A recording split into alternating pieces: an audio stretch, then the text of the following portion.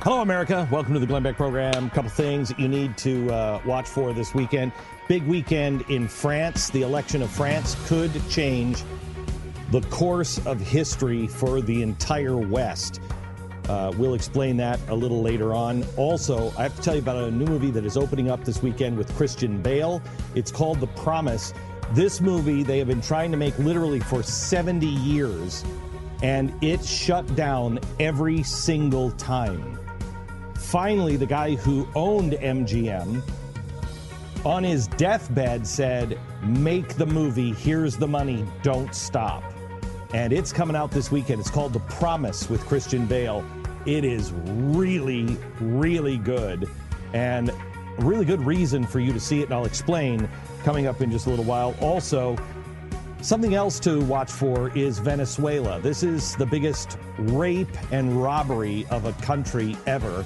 And the press is making this into a nationalist movement. No. This is a socialist dictatorship. And you can try to repackage it any way you want. But this was a country that had hope, that Hugo Chavez and his socialist regime started to take it apart, and now the wheels have come off, and it is a humanitarian crisis that people don't really want to talk about. We have Debbie D'Souza. Debbie is Dinesh D'Souza's wife. She's from Venezuela, and we were talking about it the other day about what was happening, and we thought, we got to call Debbie because her family is still there. She knows what's happening. We're going to talk a little bit about what's really going on in Venezuela and what a Marxist utopia looks like in the end, beginning right now.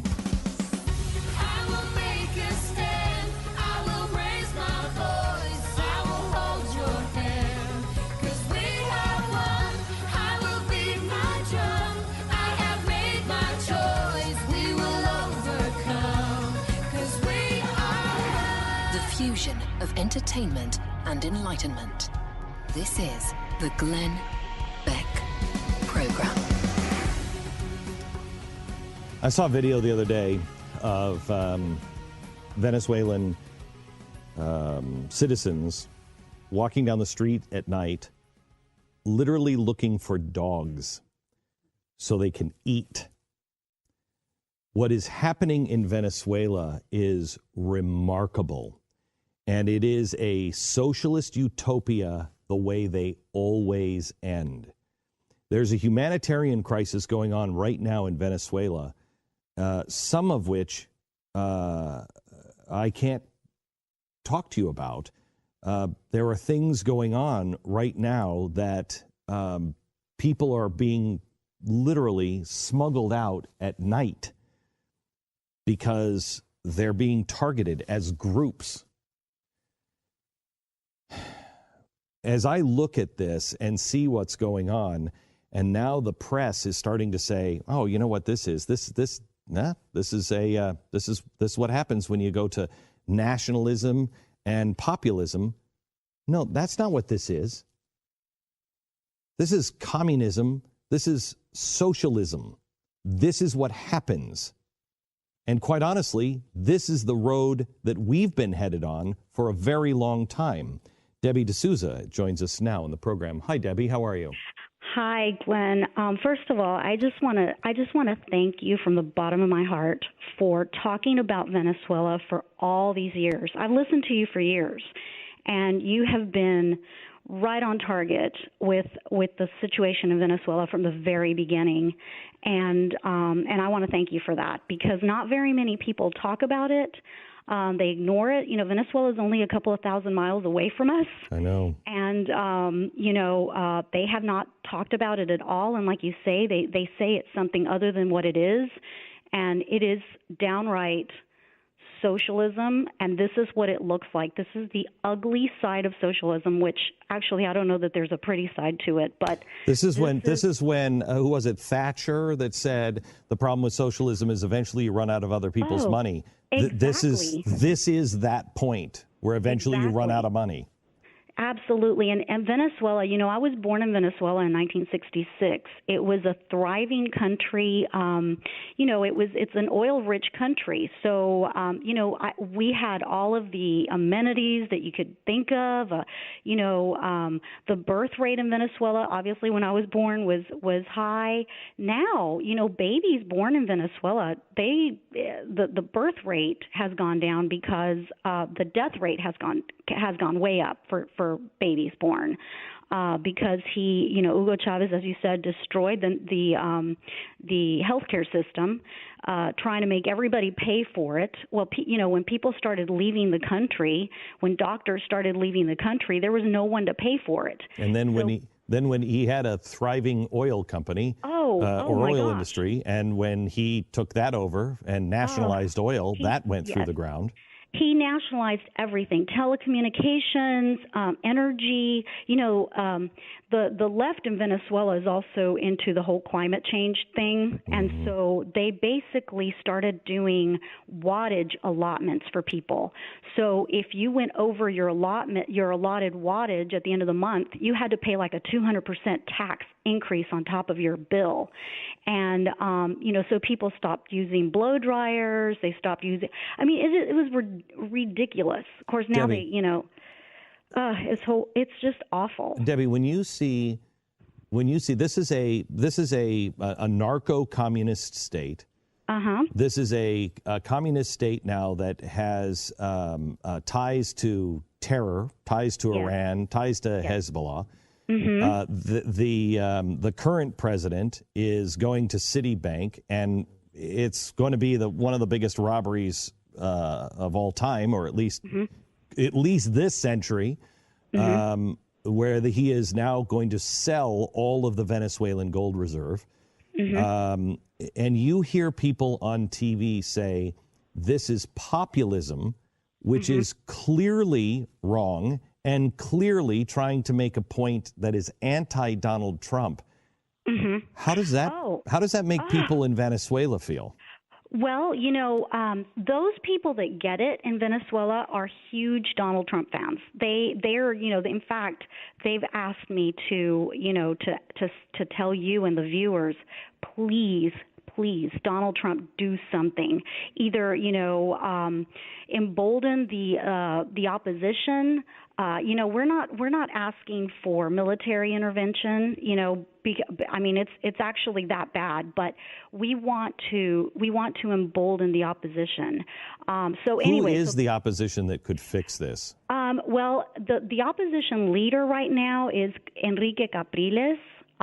It's basically made up of different political parties that are all on the right side of the ideological chart. So, in other words, when COPE, which was it was basically the equivalent of the Republican Party, self-destructed, this is what gave way to Hugo Chavez. This is the reason Hugo Chavez was able to come in and take over the country, is the right of Venezuela just completely self-destructed. And so then they kind of started picking up the pieces and splintered off into just a bunch of different political groups. And so they all got together and called themselves the opposition. And so Enrique Capriles basically has run for president twice. And we believe that the last time he actually won, but there was voter fraud. And so basically, it was either last week or a couple of weeks ago, they banned him from running for any type of office. I mean, can you imagine? So they are afraid of this man. So him, and then there's a woman. She's a congresswoman named Maria Corina Machado, who's also opposition party, and they have actually blamed the death of this young girl. I sent you a video. This girl who was killed by thugs who basically are helping run the country. These are called colectivos. It's basically a civilian army that Hugo Chavez established based off of criminals who he pardoned. And so they're murderers, they're rapists, they run amok all over the city, just, killing people, raping women, doing whatever they want. This happens, and this is why Haiti can't get back up on its feet, because they have the same kind of thing happening in Haiti. Yes, so this is huge. The colectivos are they're feared, and I don't know if you know this, but in 2010. There was a disarmament movement for citizens of Venezuela. So they started taking away guns of citizens. And so now citizens do not have guns, but these colectivos do. And also, of course, the armed forces of Venezuela is also part of the regime. So they're the National Guard, and of course they have guns, and then these thugs have guns, but the citizens don't have anything. And so I want to make it very clear that when you see, fighting in the streets and these kids throwing Molotov cocktails and all of that, these aren't the same type of thugs that are like wreaking havoc here on the Berkeley. inaugural, Berkeley and all that. No, this is the exact opposite. Actually, those thugs are the thugs that have the guns in Venezuela, the left. And Debbie, so we're talking to Debbie D'Souza, Dinesh D'Souza's wife, who is from Venezuela. Her family is in Venezuela. I remember I was coming back from South Africa, and I was supposed to go speak in Venezuela. I don't remember, it was like the National Theater or something, and there was a group of pastors from all over Central and South America. And Hugo Chavez said, "You're not going to speak there," and put armed military around. By the time I landed to refuel in North Africa, they said, "Don't come," the people who invited me, because he's going to put military around the theater. So I actually had to land in, I think, Jamaica, wasn't it, Pat? And we cut my message and had somebody smuggle it in on videotape into Venezuela. Now, that was 5 or 6 years ago. Yeah. I mean, we're talking now, I'm dealing with people now trying to help smuggle people out of Venezuela who are being targeted as groups. I mean, it's a dangerous place now. It is awful. My 82-year-old aunt, and I'm only saying this, I'm just throwing this out there, but she's in Miami right now. But the rest of my family is still in Venezuela, and I don't know what to do. I mean, this is so bad. Ted Cruz's dad, Rafael, married Dinesh and I. And I reached out to him in 2014 because this is when people started taking it to the streets back in 3 years ago. And he was trying to help. But, of course, it was the Obama administration who was in bed with these people. And so, what people don't get is Hugo Chavez hated Bush. He hated Reagan. He hates he hated any Republican, as Maduro does. And so, I just don't understand how people do not see that the left uses the same exact tactics in Venezuela. They blame the right for everything that's going wrong. This is 1950s, 60s Cuba on what's going on, right? Absolutely. And the other thing too is that Cuba basically owns Venezuela now. Yeah. Maduro is close friends with the Castro brothers. Obviously, one of them has passed away, but the other one Raul. They're buddy, and they are. So basically, he's helping him run Venezuela, and so you've seen. Go ahead. Yeah, go ahead. Is this something that we could see a Reagan moment? That if Donald Trump was empowering, not using force, just making the speech of Gorbachev, tear down this wall, and empowering, like the Pope did, empowering the solidarity movement in Poland. Absolutely. The Reagan doctrine is what we want. empowering the people that are being oppressed right now in Venezuela, the opposition party, helping them somehow, reach the level of being able to get out of this. I just don't know, short of a military coup, I just don't know how else to remove this man from office and to help the Venezuelans. I mean, this crisis has reached a level of I've never seen it like this before. I mean, it's just horrific. They really are. There's no food.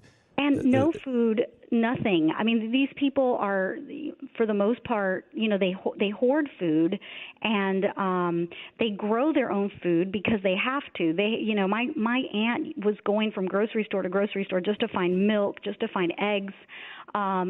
She basically had to go vegan, and I mean, it's really, really horrific. Yeah, I will tell you that I've seen reports where people will line up starting at 1 o'clock in the afternoon and sometimes at midnight, hoping that there would be a delivery for the store. And when that door opens, whether you need it or not, it's Germany stuff. Whether you need it or not, you buy whatever is on the shelf. Absolutely. And Glenn, this is also, people are, say, well, Debbie, why should we care about Venezuela? Well, I tell you why you should care. Number one, if it's destroyed, it's going to just become a hotbed for all these terrorists that are in bed with the with the regime. They already have. And this is from reports from people that are in Venezuela that tell me that they see things in Farsi. There's airplanes coming from Iran that are landing, from Tehran, that are landing in the Maiquetía, Venezuela, Caracas airport daily. What are they doing? Yeah. Basically, they're up to no good. And so if we create this situation where there's going to be a huge vacuum in Venezuela, no telling. Yes. Yeah. Debbie, I've got to run, but thank you so much for this update. We're going to continue to follow it, and please let us know how we can help. Thank you. You bet.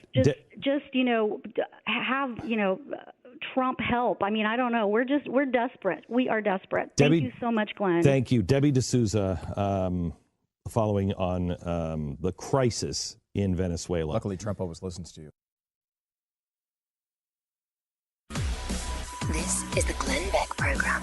Sign up for the newsletter and get all the info you need to know at glennbeck.com.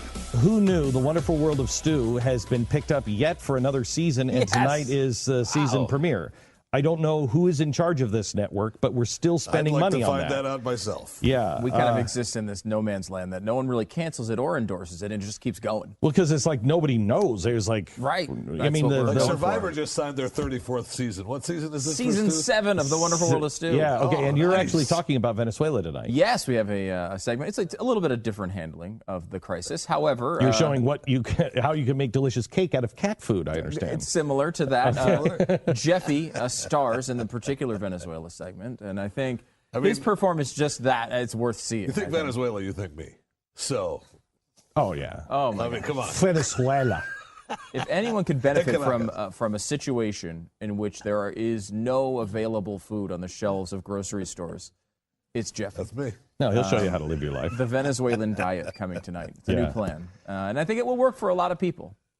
It's really scary what's going on in Venezuela. Sure we played the BBC. Was it BBC's footage of the grocery stores? Grocery stores. It's terrifying. Empty. There's no. Literally, there's not a single item on the shelves. You have children.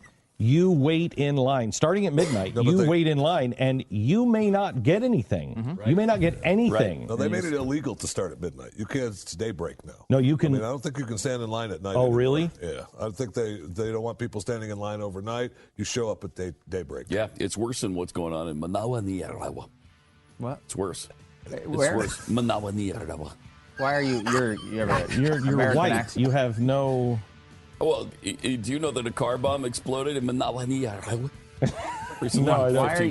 He's working on maybe taking an anchor ship at one of the local news stations, and you have to have that When you get to a Spanish word, you have to be able to say it like a Spanish person. Managua, Nicaragua. Back in a minute. This is the Glenn Beck Program. Mercury.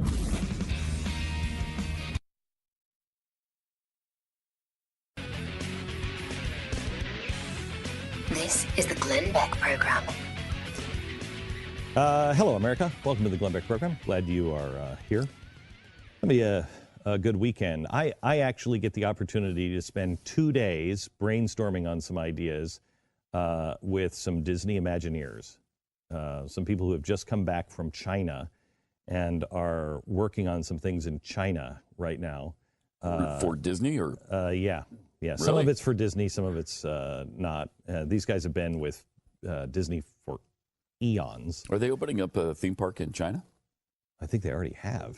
Oh, do they? Yeah, no, Disney is working on, in China, Disney is working on some really remarkable things. Right. They had some $2 billion complex or something. Was that in China? Yeah, they're not only building, they're not just building the resorts, they're actually, China has gone with Disney and said, help us design the city of tomorrow.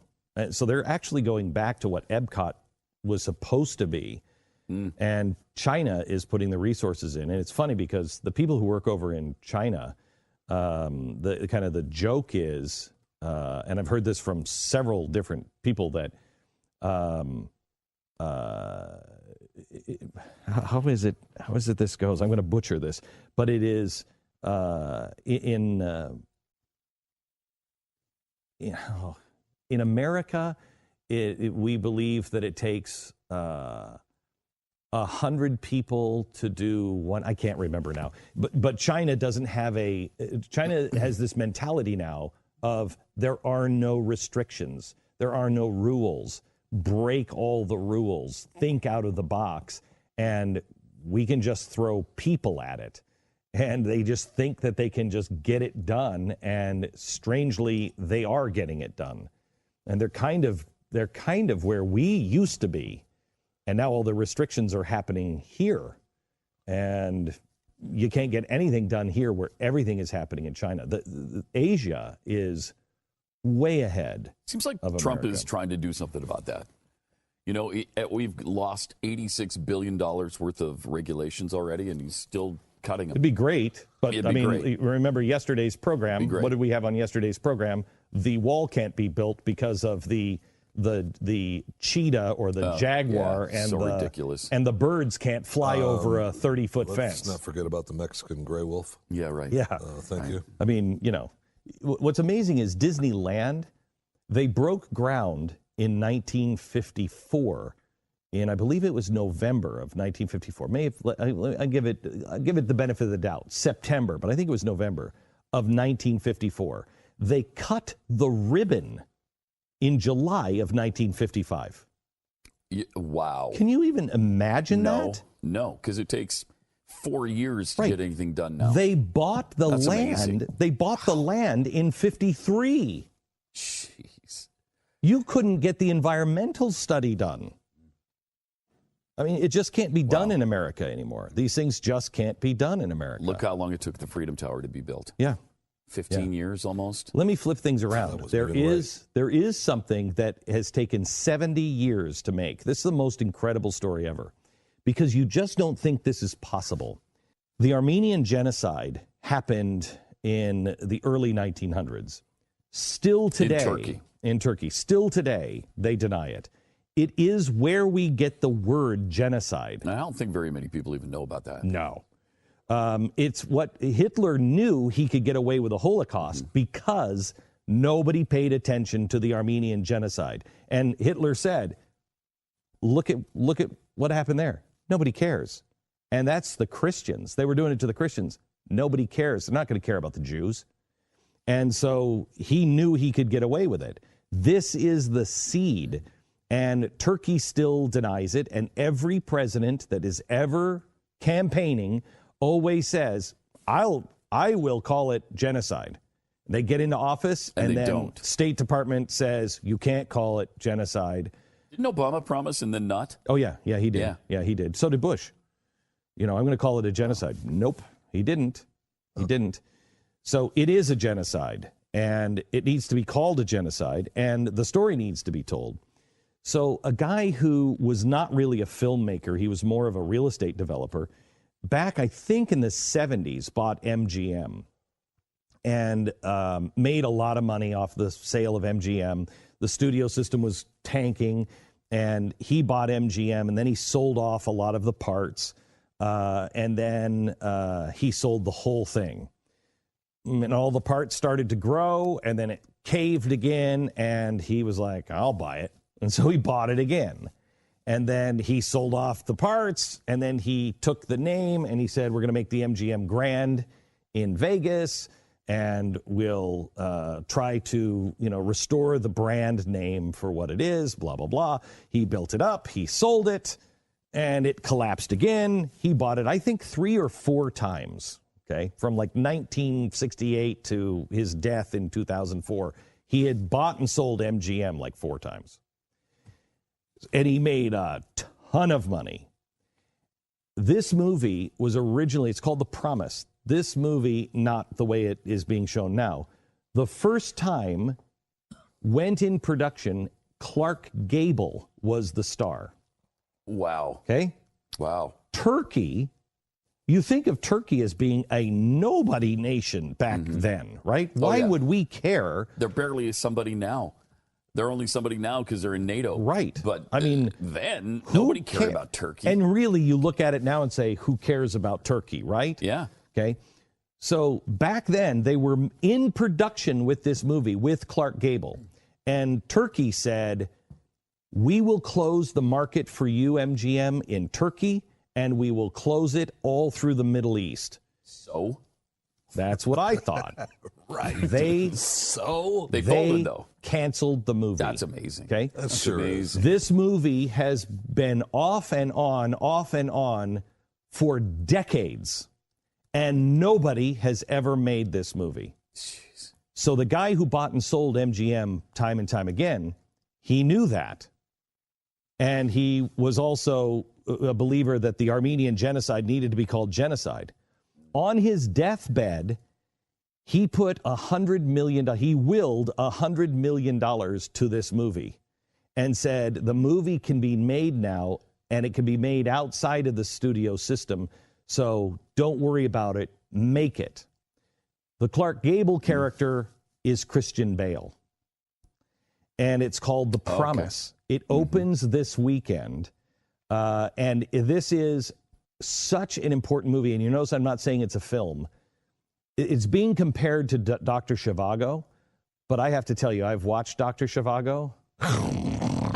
Oh my gosh! Oh my gosh! I want to hang myself with Dr. Zhivago. That is a beautiful film. Yeah. This is a great movie.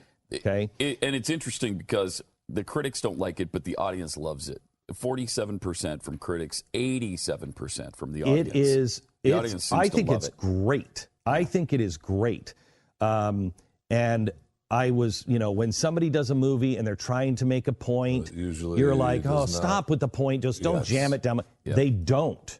It's just it's not a film, not an important film to see. It's a great movie. But it is the first time, and here's the thing, here's why I would love for this to have a huge opening weekend, is Turkey is now threatening all of the theater chains, saying, we will boycott you if you carry this movie. I don't know about you, but yeah, exactly. I mean, even if you're not going to go see a movie this weekend, go online right now and buy 1 ticket to this theater. Buy 2 tickets. Even if you can't go, I urge you to go because it's a good movie.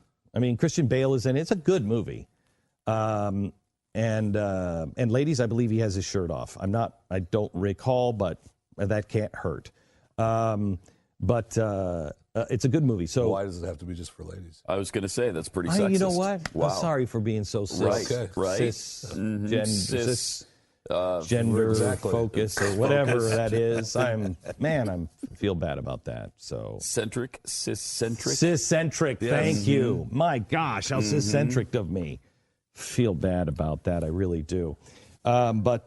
See it. It's called The Promise, a movie that has taken almost a century to make.